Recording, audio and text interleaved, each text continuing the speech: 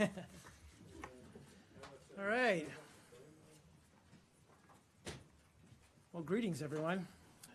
Good afternoon. Feels good to be back up here. Just a few things at the top, and then I'll move to your questions.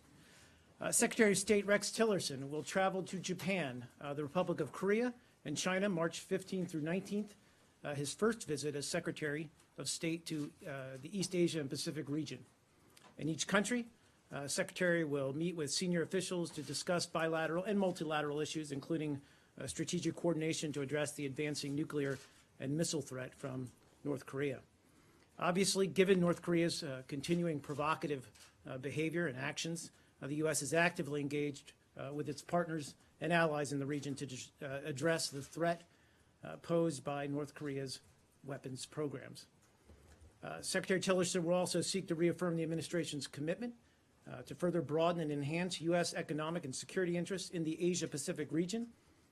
Asia is, of course, a key engine of economic growth and dynamism that the U.S. believes is crucial to the growth of its own economy.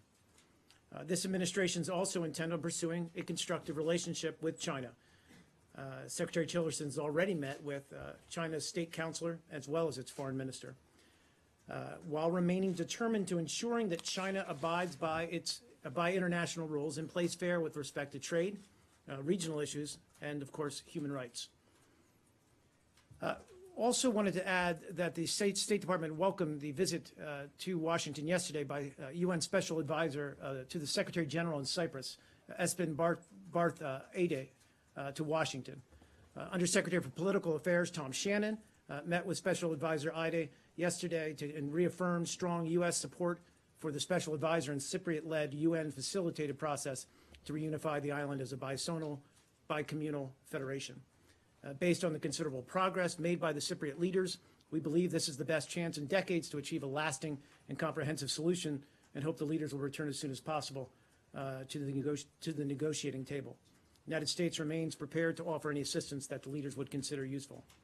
With that, over to you, Matt. Thanks, Mark, Yep. and welcome. Thanks. Welcome back. This, as you know, is a very important venue for not only foreign governments, but foreign publics, the American people, and the men and women who work here and in embassies abroad. They all look to this briefing. They take their cues from it and try to figure out what's going on with, or hopefully that you explain what's going on with foreign policy. So going forward, I hope that you will expect the same kind of questions that you were getting in previous administrations, and we will expect the same kind of fulsome answers. I appreciate that. Even I'm using the word fulsome wrong. I want to go through, I know that there's a lot of new administration reviews, a lot of policies, a lot of things are works in progress. And so I just want to start with, very briefly, with a couple things that have already happened. Okay. One is, in the last day of the Obama administration, Secretary Kerry notified Congress that you were going to ignore some holds on aid to the Palestinians, $221 million. That was on the January 20th. On Monday, that was the Friday, so on Monday, the first full day of the new administration, this building said that that money was now being reviewed. I'm wondering, one, what the status of that review is, but also, two, why it is that this building, in saying it was going to review it, said the money was in fact $220 million for Gaza recovery programs, when that differs with what the Congress was notified. Well, Matt, as always, you've stumped me right out of the box because I don't have a status update on that assistance. With respect to the discrepancy in numbers, I'll also have to take that and get back to you. Second thing, Yep. One of the first things that the president did was to sign an executive order reinstituting the Mexico City language. Correct. For family planning programs. The White House, in explaining this, said that this would prevent U.S. taxpayer dollars from funding abortion or promotion of abortion overseas. I'm curious how much money over the previous administration, the 8 years of the Obama administration, when the Mexico City language wasn't in place, how much money was spent on abortion or promoting abortion? How much money specifically broken out? I don't have that figure. But Because it is in fact against the law, is it not, existing law for U.S. taxpayer dollars to be spent? you spent in for abortion. Well, So- that's, again, we're implementing the EO that was passed. Yeah, but wasn't it already being, I mean, I'm asking if it was necessary to do this since it's already illegal for taxpayer money to Taxpayer, be spent. again, illegal for it's been illegal for decades. Well, it's So- illegal to use the To money use the for money- abortion, but not for organizations that also provide. Which is abortion. what the Mexico City. Right, well, the argument that previous administrations have made in support of this is the question of fungibility, where money can be used for different purposes and course. frees up other money. So I'm wondering, considering that this is an important issue for the administration, what your studies have shown the amount of money, that fungible money is, that will be stopped by this order. Again, I'll have to get back to you on a specific Last breakdown thing, of that. on the executive order that was signed yesterday, but which we all had a preview of, the Immigration and Refugee Executive Order. Yep. Since you knew that this was coming, and everyone basically knew it was coming since the first one came out, it calls for a review of the vetting procedures for not just refugees, but also on the terms of visa issuance. I'm wondering, since that review must be well along now, what deficiencies the reviewers have uncovered in the previous, or prior, or even current vetting processes. Sure. Well, I mean, look, and this is elaborated in Section 5 of the executive order, but it does call for the development of a uniform baseline for screening and vetting standards and procedures. And it also, as you noted, calls for progress reporting to the president beginning 60 days after the implementation date, which is March 16th. That said, some of this work was already underway from the previous EO. I can't get into too many specific details about what this report has uncovered thus far. We spoke with, and frankly, Secretary Tillerson spoke in respect to some of the progress that Iraq has made with regard to meeting some of the questions or some of the disconnects, if you will, in terms of information sharing and other procedures, that they've met those requirements. One of the reasons why Iraq was removed from the list of 7 countries. But this is all part of the executive order's purpose, which is to review and improve our national security-focused visitor screening and vetting procedures. And the process, as I said, is ongoing. So there hasn't been any specific improvement so far? Well, again, I mean, we're always seeking to improve what we're doing, and this is an iterative process. I mean, even before the executive order, we can say that, you know, it's not like we just began this January 27th, but I think it was a renewed commitment to look at the procedures with how we vet both refugees incoming as well as immigrants, or rather traveling public into this country, to ensure that we're doing the necessary to provide for the security of Americans. That suggests that the necessary wasn't being done prior, is that correct?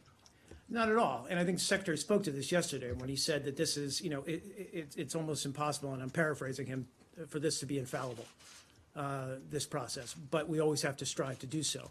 And I think past administrations have done so as well. But I think the President clearly identified this as a security issue when he came into office.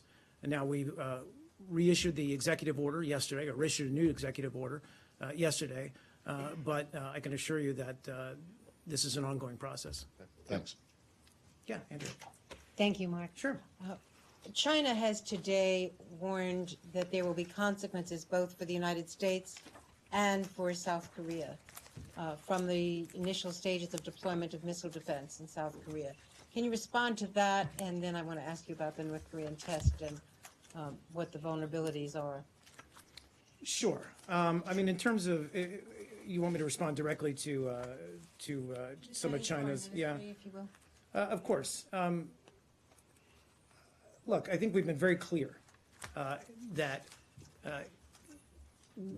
THAAD, which is what they're referring to, is clearly a defensive system. And the reason we're pursuing this implementation or deployment of THAAD with South Korea is because of North Korea's continued for lack of a better term, bad behavior, that they continue to carry out exercises or rather tests that, frankly, not only threaten the stability of the Korean Peninsula, but the region and even the national security of the United States of America.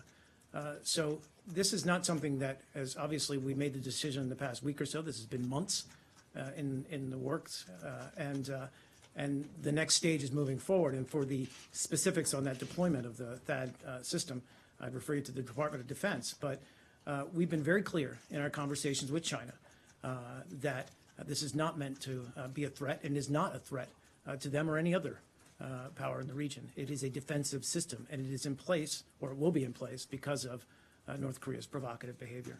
David Sanger and his colleagues at the New York Times have reported over the weekend that among the options being considered are helping South Korea get a nuclear defensive weapon or a nuclear weapon.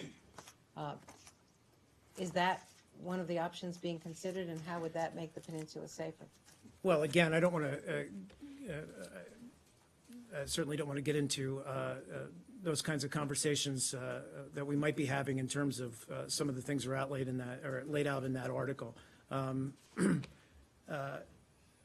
I wouldn't say that's something that we're actively pursuing. What we're focused on right now is strengthening our defensive exercises, our defensive cooperation with South Korea, so that they can defend themselves against continued North Korean aggression. And finally, there has been criticism today on the Hill, as there has been in the past weeks from other venues, that this department has been silent in the face of a number of threats in Ukraine, in North Korea, elsewhere from other adversaries, that the State Department has not had a voice, both from the podium and hearing from the Secretary. Is diplomacy taking a second seat or back seat in the National Security Council? And what is the department's response to the outlined budget cuts, which would be as deep as 37% in terms of diplomacy and USAID development overseas? Sure. It's a big question, but I'll try to answer it. First of all, I think that, with respect to the State Department's voice, first of all, I'm glad that we're back up at the podium. Many of you know that I've been in this job for a number of years. So obviously I respect what this briefing is about and what it accomplishes. And of course, I appreciate the patience of all of you over the past month or so as this new administration got its sea legs underneath it. And we're able to come back out here and brief to the public, because we do take this very seriously, I can assure you. With respect to the State Department's voice in this new administration, I can also assure you that Secretary Tillerson is very engaged with the White House, very engaged with the President, speaks to him frequently, was over there, I believe, just yesterday for a meeting. And I can assure everyone that the Secretary's voice, or the State Department's voice, is heard loud and clear in policy discussions at the National Security Council level. The Secretary himself has been hard at work and focused on, I think, in his early days, in establishing the relationships that he feels are absolutely vital with his key counterparts. He was at the G20. He held, I think, some 14 bilateral meetings and I think 3 multilateral meetings, including one with the Republic of Korea and Japan to talk about North Korea's continued threat to the region's stability. He also met with Foreign Minister Lavrov there. He met with Foreign Minister Wang from China, and at the same time held meetings on Yemen and Syria. Again, I think he's working hard at establishing the connections that he needs to have in order to be an effective Secretary of State with key counterparts, with key partners, and with key allies. He also went to Mexico, had a very successful visit there, along with Secretary of Homeland Security, John Kelly. Again, it was productive. It laid out a very forward-looking agenda for U.S.-Mexico relations. And it was, I think, a recognition of how vital that particular relationship is, that bilateral relationship is to the United States, and to the prosperity and security of both our countries. And now next week he'll be going to Asia, again visiting with China, visiting in China rather, then going to South Korea as well as Japan. These are important visits, they're important trips, they're important meetings that he's having. I think, again, to just establish the relationships that he needs to have to be an effective Secretary of State. I think going forward, he'll be clarifying his priorities as his secretary. And your last question, sorry to address it, I was going through my head, but you talked about the budget. About That's the okay. budget. Will he be fighting for the State Department for diplomacy for this workforce? So And the it- short and answer, its mission. yeah, of course. The short answer to that is, the budget process is still, as you well know, is in early days. This is going to be a process that's going to play out in the weeks and even months ahead. But what I can say is that he has been working with senior staff here at the State Department, listening to what their priorities are, what they're working on, what they believe is going well, where they believe they have needs that need to be addressed. And he is working to ensure that this department, and most importantly, our missions abroad, have the resources and personnel they need to fully carry out their missions. And I think that's where his focus is on. Yeah, Elise. Yeah, and I'll get to you, Dick. I just want to echo what Matt and Andrea said, and I'm glad that you said in your opening remarks that you respect the briefing process and hope that you will continue it regularly, not just as a tool of American leadership, but also in transparency to the American people that the Secretary promised on his first day to employees. If you could, I just want to follow up on the budget Sure. issue. You said that the Secretary is working with senior staff to determine what their needs are and make sure that the building and the missions overseas have the resources that they need. With the reported budget cuts of up to 37% of this State Department, which is more than a third of the budget, what would be the practical effect of the State Department operations, including the dramatic cuts of foreign aid? And what do you think would be the effect of U.S. leadership overseas? Sure. Look, and I'm aware of all of the various numbers that are circulating out there with respect to proposed budget cuts, not only to state, but to other. I understand. Again, I would just stress that this is still very early on in the process. And I think what's important, well, that's important, first of all, to stress that. I would also stress that Secretary Tillerson understands the vital work that this department does. He understands the hard work of our embassies and our embassy personnel, our diplomats, our foreign service and civil service personnel here in Washington, but also, as I said, overseas, and wants to make sure, as their leader, as a former CEO, but now directing the foreign policy of the United States, that his team, his staff, are properly resourced. And I think that's his mindset going into the budget process, is how do I make sure that they have what they need to get the job done. Now, that being said, I think there's also a period, as with any transition, of reassessment. It's one of the reasons why he's meeting and talking to senior staff, talking to various leadership at different levels to try to get their feedback on what they believe are their priorities and how we can reconfigure and look at resources. That's part of what he's been doing the past several weeks. I don't have many specifics to add, but of course, as we go forward, that's something that he's going to be looking at. Given the fact that several of his predecessors across party lines, secretaries of defense, members of Congress, up until this point, with the existing budget that you've been working on, this continuing resolution, have said that the State Department is under-resourced. How does the Secretary fathom that the State Department could be properly resourced with up to more than a third of cuts if it wasn't properly resourced? I understand that there's a reassessment that he'll want to make and make again, reforms and changes, Right. but those numbers seem Right. wildly And again, disparate. sorry, I'm going to talk over you. And again, I would be cautious to say that that preliminary number that's floating out there is where we're going to end up. I think what his goal, what senior staff's goal here at the State Department is to say, okay, where can we possibly move resources to, reevaluate resources, reassess, perhaps make cuts if we feel that's necessary.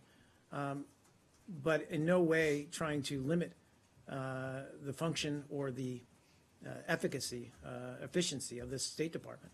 And I think that's always, foremost certainly in his mind in these early days.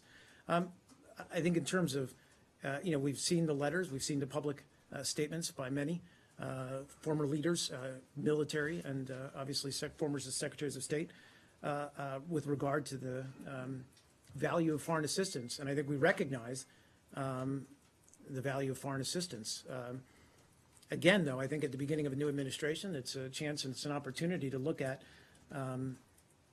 who receives foreign assistance, how much they receive, whether that much is still needed, and again, just reassess how we're spending American taxpayer dollars. Just one last one, course, and then I'll as a get- follow-up yeah. to Matt's question on the EO.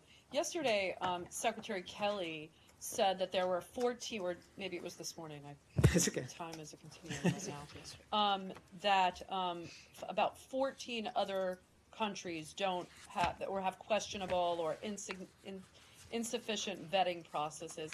Is the Secretary in touch with the leaders or his counterparts in these 14 other countries and about strengthening those type of vetting? And is another executive order or amendment adding some of those countries in consideration? Right. So my understanding on this is that that's part of this vetting review that we're looking at, is how to identify and get a clear understanding of where there are gaps, where there are deficiencies in the vetting process, and between, as I said, which countries that involves. So that's going to be part of the process going forward in these coming period, which is to reevaluate where we can do better and where we need additional information. And then, of course, we will address those shortcomings with the governments of concern. Can I just ask a question about the Middle East peace policy? Yeah. Can you clarify Sure, Bert. what the policy on settlements is? Has it changed? Are settlements still an obstacle to peace, or is there some nuance there now? And secondly, the president has named Jared Kushner as his envoy to make Middle East peace. What sort of connection does his role have with the State Department? Aside from Secretary Tillerson calling him and chatting, is there any sort of channel with the experts here at the State Department who have been very much involved in previous efforts to have some sort of Israel-Palestinian negotiations? Sure. First of all, on the settlements, I think the president spoke about this, I guess, a couple weeks ago, where he said he would like to see Israel hold back on settlement activity. And I think that we're in discussions with Israel about what exactly that would look like. But I think with respect to how any settlement activity might affect the overall climate for an eventual solution between the two parties, I think that's under consideration. And it's in that regard that he made those comments. With respect to the connection or how the State Department's may be playing a role in the pursuit of Middle East peace, I know that we are working closely with the White House on evaluating where we stand. I think at this point we're still kind of at a stage where we're looking at the situation and trying to formulate next steps. But I can assure you that the State Department's playing a role in that process. Staying on the same topic, Yes, I- Mark? Yeah. Well, good to see you. Good to see you too. Back there. We missed you. Yep. Anyway, a couple of things on this issue. First of all, could you clarify the United States position on being a member of the United Nations Human Rights Council? Because there was a bit of confusion. Apparently, Secretary Tillerson said that he's looking into, according to Politico, looking into the value of U.S. membership in this council. Could you clarify that? On, sorry, you're talking about with respect to the Human Rights Council? Right, right. Well, what I can say is that I think the Human Rights Council is meeting. I think it continues its work until late March. We're there. We're a part of that process. We're bringing an agenda, and we're hard at work on the ground. So as to any rumors that may have been circulating out there, I think they're just that. And just a couple more. Yep. Now, the second. Sorry, March 24th, I think. Sorry, I apologize. I just found the date here. I think the Human Rights Council is supposed to go until March 24th. And as I said, we're there, we're at the table. We're working on an agenda.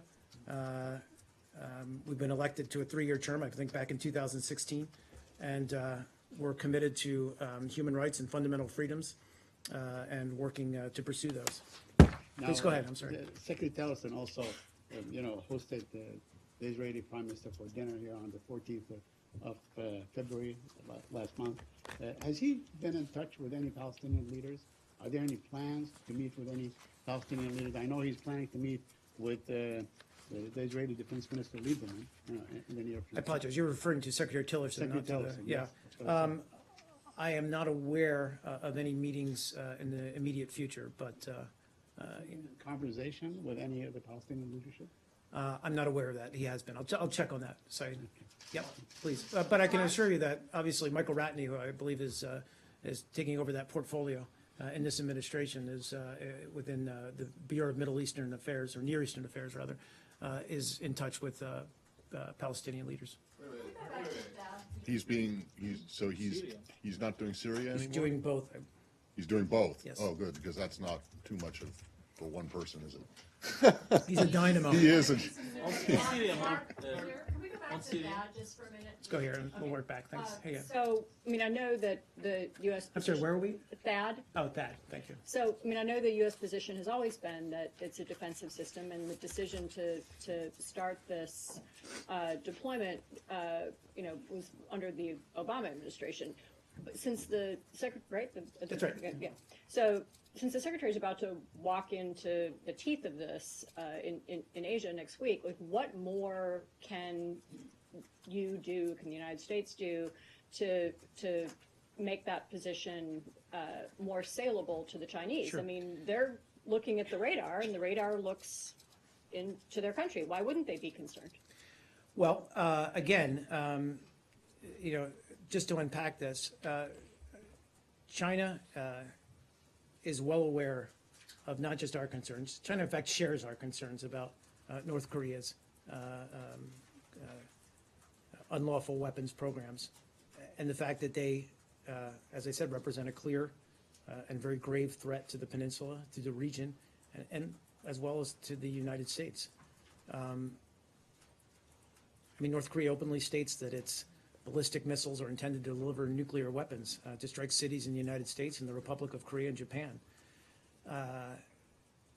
So it's in that context that we are in conversations and discussions with China. We've been very clear that the decision to deploy THAAD is as a defensive measure in order to protect not only South Korean, but also our military who are stationed in South Korea. I think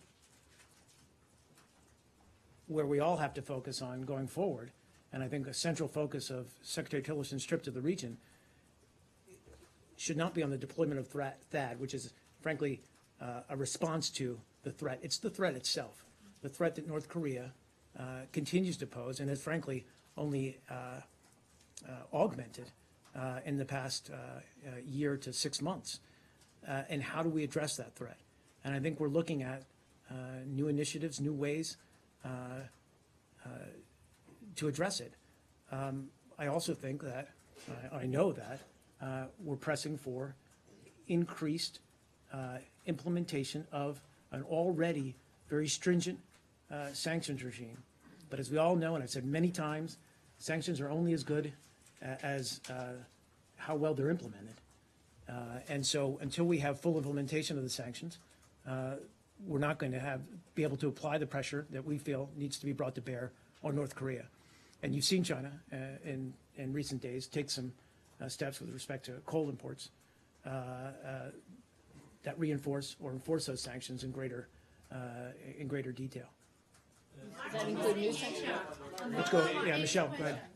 Mark, I'll get to you. what's the U.S. position towards the situation in Manbij in Syria? The American flag is flying there. There are more American troops in the area, and Turkey is threatening to enter the city, and the regime is preparing to go to the city too. Sure. Well, I believe the Pentagon's already spoken to this in some tactical detail, and I would encourage you to speak to them directly about these kinds of movements on the ground. I think broadly speaking, of course, it's a very complex environment around the area east of El Bab. It's a place where multiple forces, frankly, have converged, all with the intent to drive out ISIS. But I think when you've got multiple forces in such a small, confined space, we want to avoid any unnecessary or unintended escalation in what is already a very tense and dynamic situation. So we are sending a message to all forces that are there on the ground to remain focused on the counter-ISIS fight and concentrate their efforts on defeating ISIS and not towards other objectives that may detract from the coalition's ongoing campaign. So we want to keep the focus on the stated intent to destroy ISIS. The coalition is going to continue to work in close coordination with allies and partner forces, again, with the focus on defeating what is a common enemy, which is ISIS. One more on this, One Mark. more, okay. U.S., Russia, and Turkish chief of staffs have met in Antalya today, and they will continue meeting.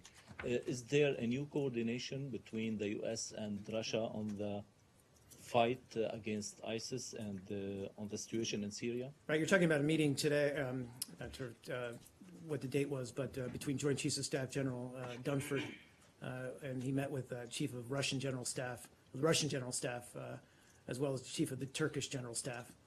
The purpose of the meeting, as I understand it, is to enhance senior-level military communications and improve operational deconfliction of our respective military operations in Syria. I'd refer you to DoD for any details, but my understanding of this is that it remains focused on deconflicting. Nick. You understand Russian, Nick. Mark? Just two quick ones. One on the Iraq EO. Yesterday, when Secretary Tillerson spoke, he suggested that Iraq came off the list because it was partnering with the U.S., and you mentioned this in the vetting process.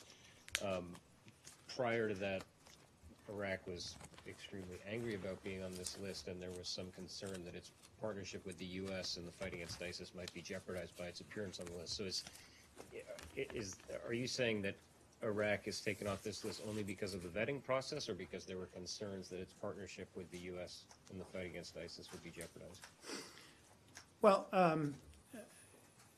I think both, but I think you can't have, obviously we would not have just lifted them out of this group if we were not convinced and satisfied that they were taking steps to address our concerns with regard to the vetting of individuals and willing to take measures to achieve, frankly, our shared objective, which is to prevent anyone with criminal or terrorist intent to reach the United States. But this was, frankly, a bold and important step by the Prime Minister of Iraq. We appreciate his positive engagement on this issue, and obviously, it reinforces the strong collaboration we already have with Iraq with respect to the effort to destroy ISIS on the ground in Iraq.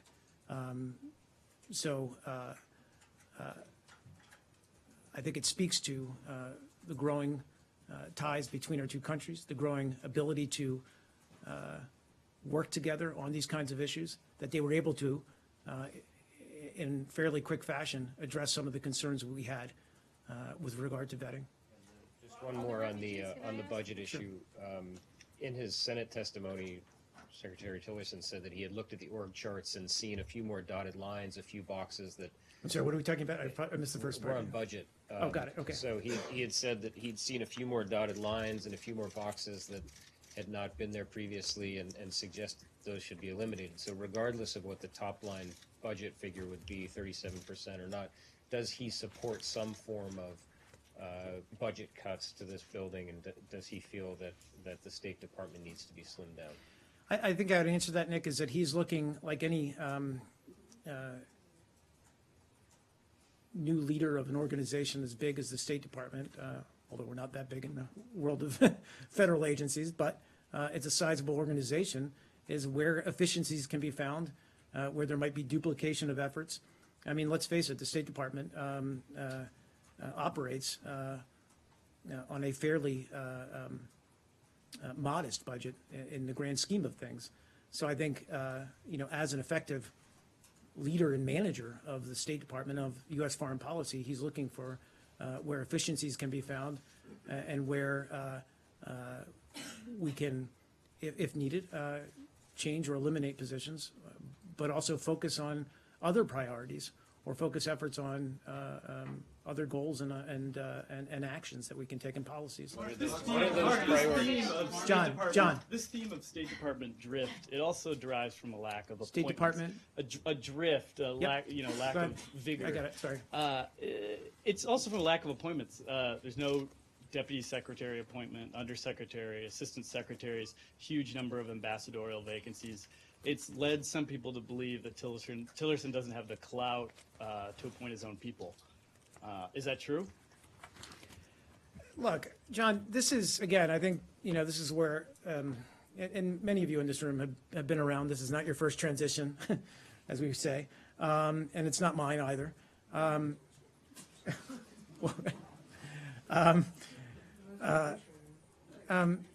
So I would caution everybody, I'd say take a deep breath because, this is always an ongoing process. And we're working at identifying candidates. I can assure you all, I can assure the American public that we're working on identifying qualified candidates for senior department positions and trying to fill them as quickly as possible. We're also vetting them, and that's part of this process that we do internally. And then once we have these individuals ready, vetted, then we can go take them to the Senate for their advice and consent. So this process is ongoing. We're identifying people for senior management jobs and senior leadership positions. But I think it's also important to stress that there's a very capable diplomatic corps and civil service corps within the State Department. And many of these individuals have stepped into acting roles or remained in acting roles in order to provide consistency through the transition. Yeah. Question. Yeah, sure. I mean, you said, I thought I heard you say that Iraq was removed for both reasons, but because they were also taking steps to address our concerns. Are you saying that they have not yet addressed? No, I'm sorry. I didn't mean to give some kind of time, some kind of. Because if they hadn't addressed no, them, no, then no, I would no. ask why they were I taken off. apologize. Thank you for clarifying. No, they have taken steps. Okay, thanks. Yeah, I'll get to you. Sorry, is it okay? I No, don't of course, know of this course. Yeah, word. go ahead. This is very weird. But anyway. This is a very crowded briefing, so now I'm doing that I my have, best to manage Now that I it. have the floor. Okay, so yesterday the administration, in this version of the executive order, to back it up, mentioned these 300 refugees who are under investigation. So can you confirm whether even one of those 300 is from any of the countries that are named in the ban? And if not, why not even mention that, yes, some of them are from the countries? I don't understand why that would be such, even though these are under investigation, why would Sure. naming the country or countries be so sensitive?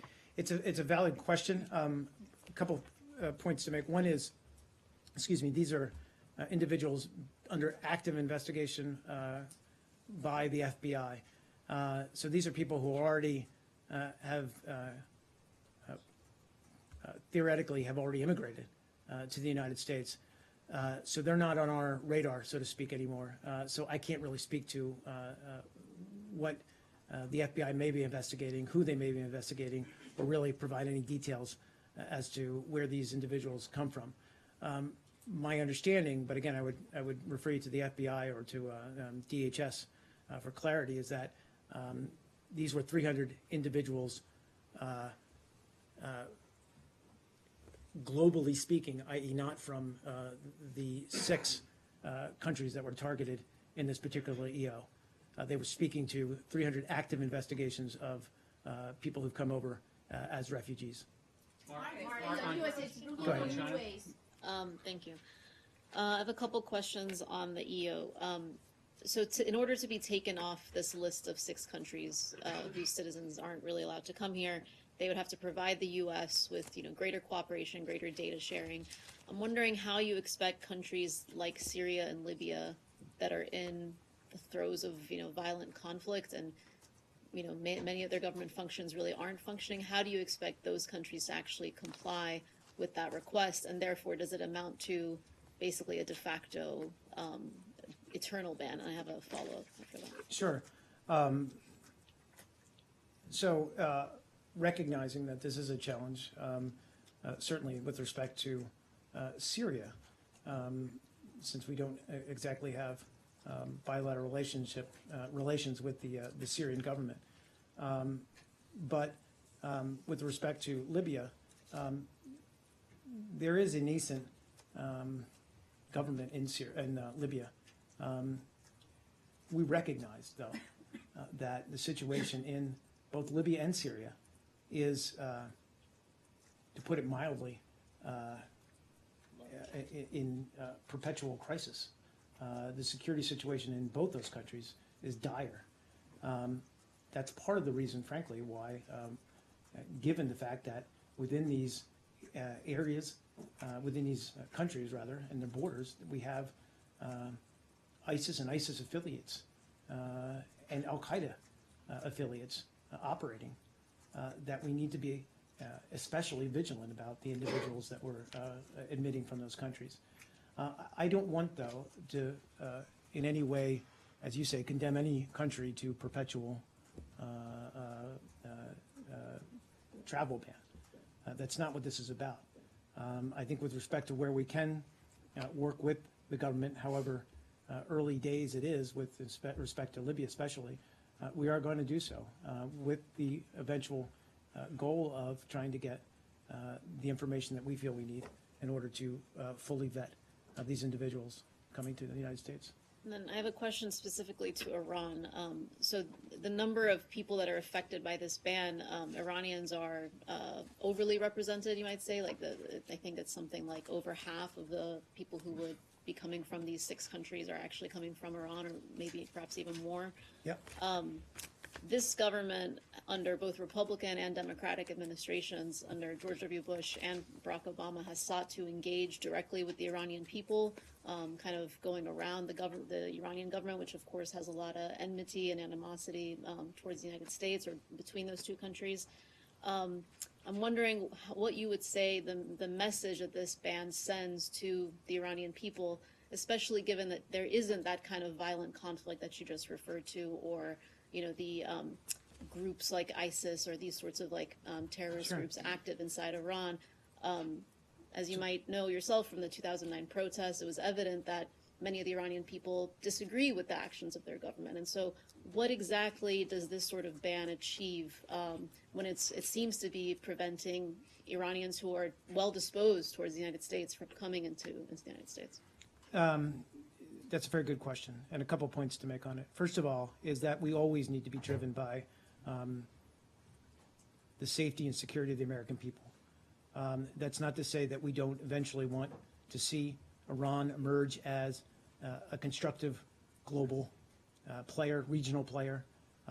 That's up to the Iranian government, the Iranian leadership to make those kinds of decisions.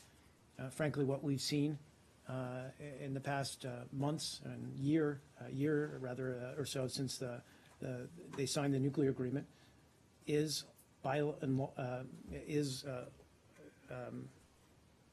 continued bad behavior in the region. Would you say that's being conducted by Iranian citizens or the? Well, again, I mean, this is a country that is a state sponsor of terror, and plays a destabilizing role in the region. And so again, when you're looking at a country like that, this is not about the Iranian people, it's not directed to them, but when you're considering the safety and security of the American people here in the United States, you have to hold them in a different class. With all due respect, I mean, the ban doesn't bar IRGC Quds Force members from coming to the United States. Obviously, they're barred, but Obviously. Well, they're it- under it- sanctions it's too. I they're mean, under. It's a totally separate category. Your answer doesn't really address the heart of my question, which is,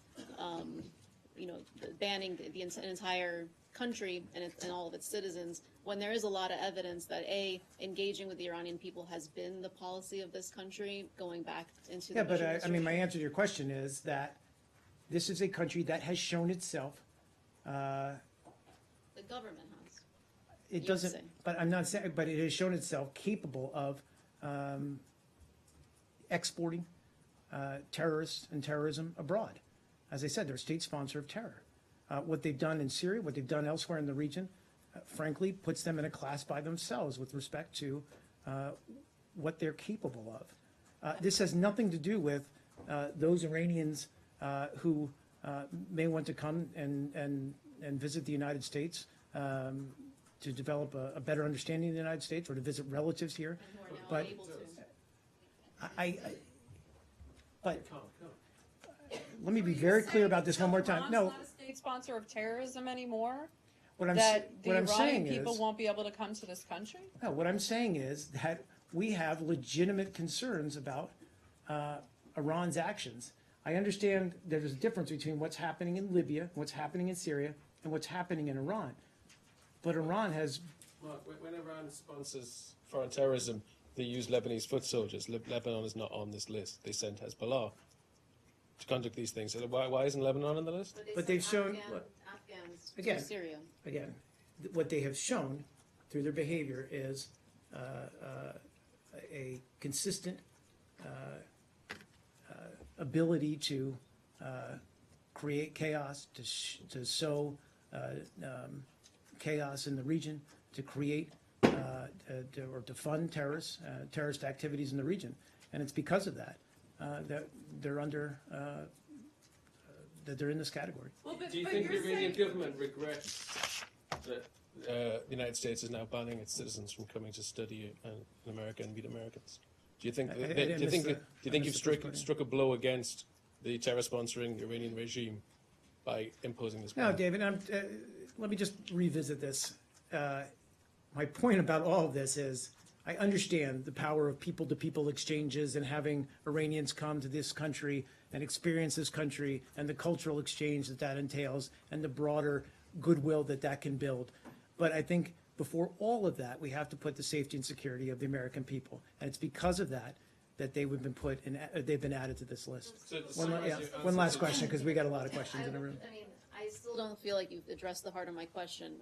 I was at Dulles when a lot of these people were barred from coming in, and then they were eventually let out. The vast majority of them were Iranian, and they were not people who expressed a great affinity with the Iranian government. What I'm saying is that your answer to the question is, I think, presuming that the people who are coming here, who are Iranians, are somehow affiliated with the Iranian government or are carrying out their policy. I'm wondering if Not at if all. there have No, been any and I'm sorry if instances- I'm not explaining that clearly. What I'm trying to say is that the government, their government, unfortunately, is a bad actor Does in the the region. U.S. now equate all the citizens of a country with a bad acting No, but government? what we do take under consideration through this executive order is the fact that that we don't believe that we can ensure the safety of the American people and security of the American people absolutely, given the current procedures and vetting procedures that we have with people coming from Iran. So are you saying that until Iran is not a bad actor, in your words? No, I think that. Can I finish my question? Yeah, sure, go ahead.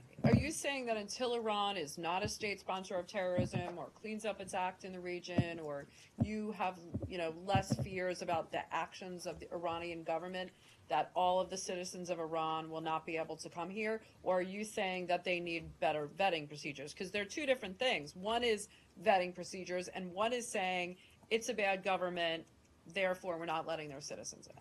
So my answer to that is part of this review period is looking at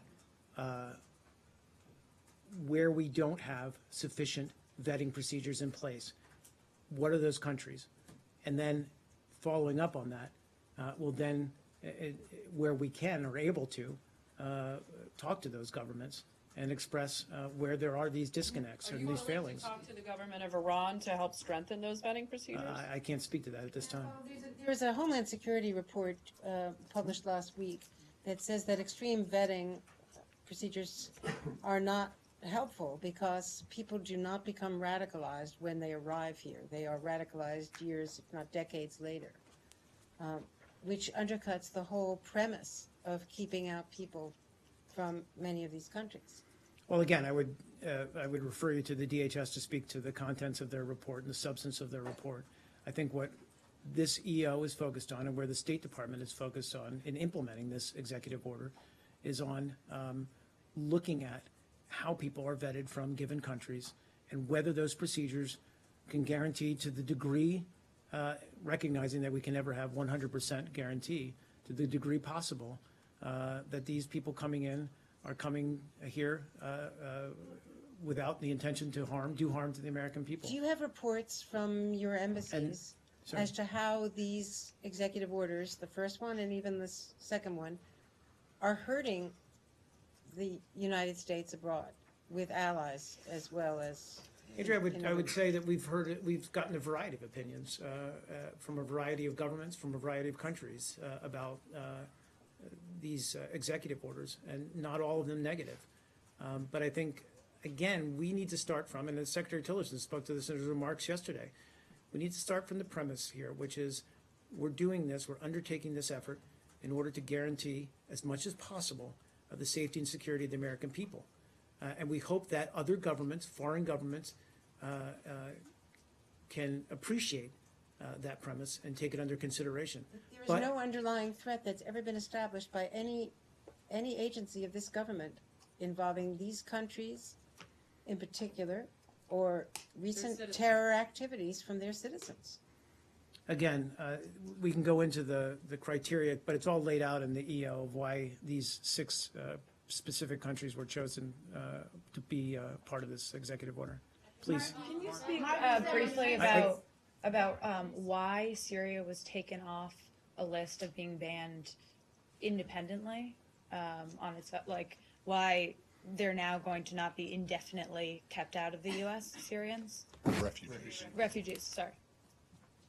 I'm sorry, I apologize. It was like Syrian refugees. Syrian refugees indefinitely. The second version just includes them in the general refugee ban. Right.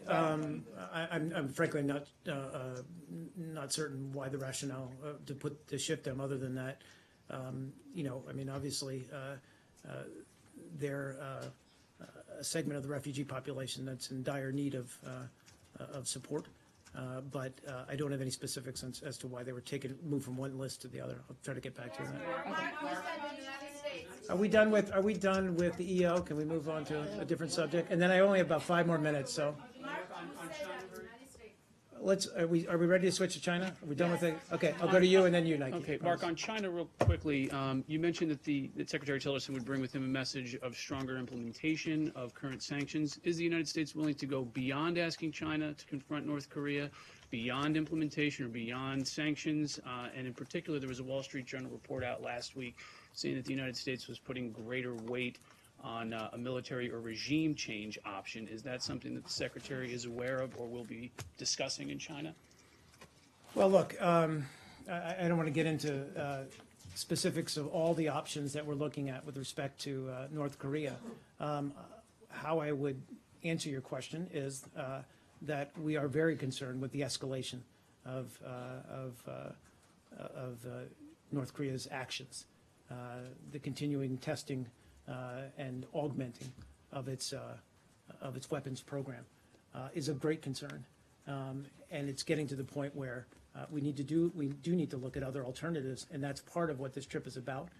That we're going to talk to our allies and partners in the region to try to generate new approach to North Korea. I think right now we're focused on sanctions and implementing those sanctions to the fullest extent possible. But we're looking at other possibilities as well. We always are. Please, in the back, Nike, and then 2 more questions after that. Please, Nike. Mark, thank you very much. You said that part of the goal of this travel is to generate new approach in dealing with the DPRK. Does that include direct or indirect diplomatic engagement with DPRK? And then could you please update the status of the policy review regarding North Korea? Thank you. Well, again, like, I would say that given North Korea's recent behavior, we're not at the point where we're looking at direct engagement with them. We're not rewarding that behavior in any way, shape, or form. I think what North Korea's, and this is something we need to, God bless you, we need to convey to them in very clear terms, is that this kind of behavior is only further alienating them from the international community and from the global community. They're increasingly becoming a pariah through this kind of behavior that violates the international norms and international law. And how we convey that to them, how we get that message across to them, remains to be seen. We're pursuing tougher and tougher sanctions, but we're also looking at other means to make that message clear to them. Dimitri, please. What is the Dimitri. future? And recently, China National People's Congress spokeswoman Fu Ying said the mainstream of China-U.S. Relationship is cooperation, and China top legislature will continue exchanges with U.S. Congress this year to boost understanding and communication. So what is your comments on her remarks, and how do you see U.S.-China relations, especially during Trump administration? Thank you. Sure. I mean, I think China is an absolutely vital relationship for the United States. We want to build a more constructive relationship with China. As I said, two of Secretary Tillerson's earliest meetings were with your foreign minister, or China's foreign minister, and state counselor. And indeed, one of his very first trips is to Beijing. I think that speaks to the importance that the United States places on its relationship with China. And we're going to look for areas that we can expand our cooperation, whether it's economic, whether it's with respect to North Korea or other multilateral issues. I think we want to build on our relationship with China. As for the one China policy, President Trump opposed one China policy. So how do you think? There's no change to our longstanding policy on cross-strait issues. I think Secretary Tillerson spoke to that in his hearing in the Senate, and President Trump agreed to in his phone call in February, I think February 9th, with President Xi, that he agreed to honor our one China policy. Last question, guys, it's been an hour already. One on Turkey, and that's it. I want to ask Turkey you, and Dimitri, and then I'm finished. Okay, and Michelle Kellerman, maybe. Oh, sorry. Okay. I want to ask you about Dimitri, I want to Michelle. ask you about an American citizen. His name is a pastor. His name is Andrew Brunson. He was detained in Turkey on October 7th as a threat to national security. He was held in detained for 64 days without explanation or charge, and officially charged with membership in an armed terrorist organization on December 9th. I'd like to know what the State Department is doing about his release. Is there any concern about the case? It seems that this is a Christian pastor who has been living in Turkey for 23 years. I'm not sure really what the terrorist charge is. Yeah, and before you say anything about privacy concerns, I have the Privacy Act waiver right here, and it's signed by Mr. Brunson. Does he check the media box? The media box is checked, yes, as well That's as impressive. the general public, employer, impressive, individual Elise. members of Congress, friends, and family. That's impressive. That's a first. You've got to be feeling pretty. if I get a You've got to be follow-up, feeling so. pretty good about that. I do actually, yes. We are, of course, aware of U.S. citizens that have been detained in Turkey, and indeed, this case in particular. I'll try to see what additional information I can get, but of course, we take very seriously this case and all cases of detained Americans overseas. We're obviously, we would offer all consular assistance to any individual who's being detained. I think I can speak more broadly whether you think that he as a Christian or that Christians are being persecuted. The U.S. Christian community is persecuting, or rather, the Turkish government is persecuting the U.S. Christian community in Turkey. I would not agree with, we would not agree with that assessment. We've seen no clear evidence that Christians are being specifically targeted for their religious beliefs. But of course, the United States obviously strongly supports the right of all people in Turkey to exercise their freedom of religion and belief. And in Washington and Ankara, we regularly engage the Turkish government at all levels on the need to respect religious freedom. But with respect to this particular case, given that he has signed a Privacy Act waiver, I'll try to get you. He signed a Privacy Act waiver. I said that. means- yeah. Given that he has signed a Privacy Act waiver, which apparently is news to our consular affairs folks. So I'll get you some more information he about seems that. to be wrapped up in this, they seem to be targeting him Yeah. as part of this Gulenist movement. I'm aware of He that. maintains that he is not part of this movement, so given the fact that this government, in the past anyway, has voiced course. concern about the kind of wide swath which the Turkish government has rounded up people that they believe to be part of this movement. Of course. The fact that an American citizen is being charged. Absolutely. And let me just be very clear that in the case of any American citizen charged overseas, that we offer assistance, we offer protections, we follow the case, we offer legal assistance where we can, or offer them access to legal counsel or access to legal assistance. We visit them in the detention facilities that they're being held in to assess their health and to assess their well-being. All of this, I can assure you, is being done in this particular case.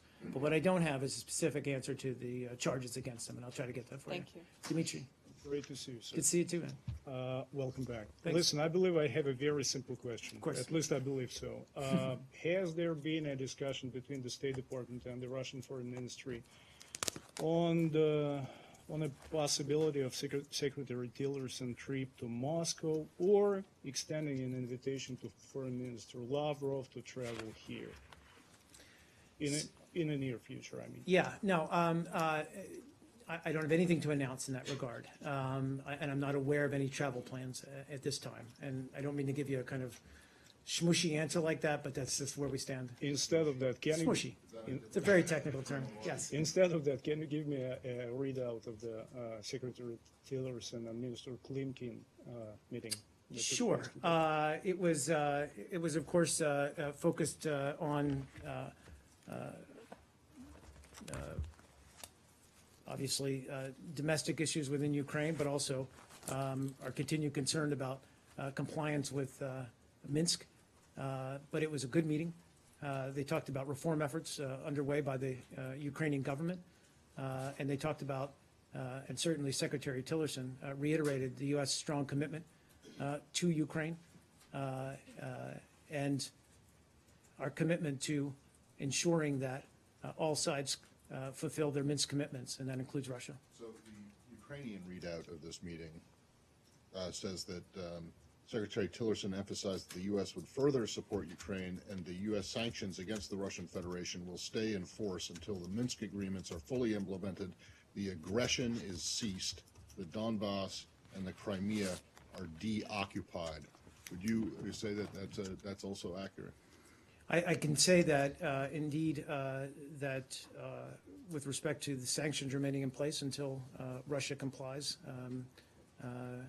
both with respect to eastern Ukraine, but also with respect to Crimea, that holds true, yes. Thank you. Michelle. Yeah, yesterday the White House put out a statement about ExxonMobil just an hour or so after Tillerson met with President Trump, and I'm wondering if that was part of his discussions or reason for being over there.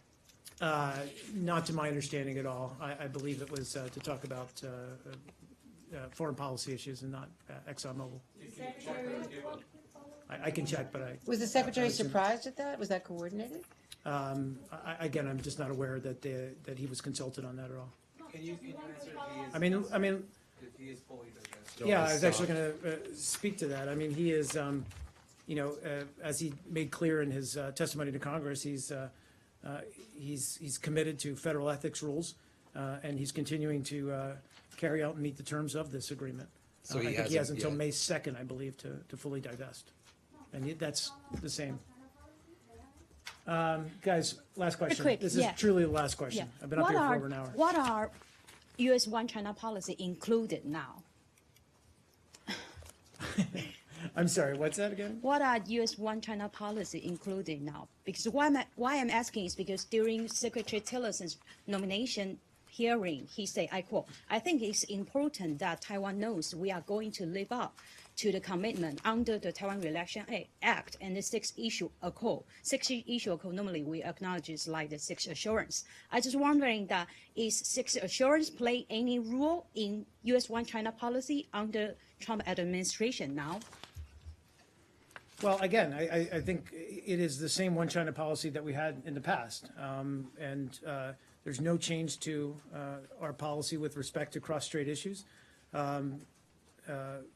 We do encourage the authorities both in Beijing and Taipei to engage in constructive dialogue to seek a peaceful resolution of differences that are acceptable to the people of both sides of the Taiwan Strait. So I'll leave it there. Thanks, everyone. Sure. I think we're going to do tomorrow is going to be a telephonic briefing, and then tomorrow's on camera, and then Thursday will be by telephone. So you'll see me tomorrow. Thanks, guys.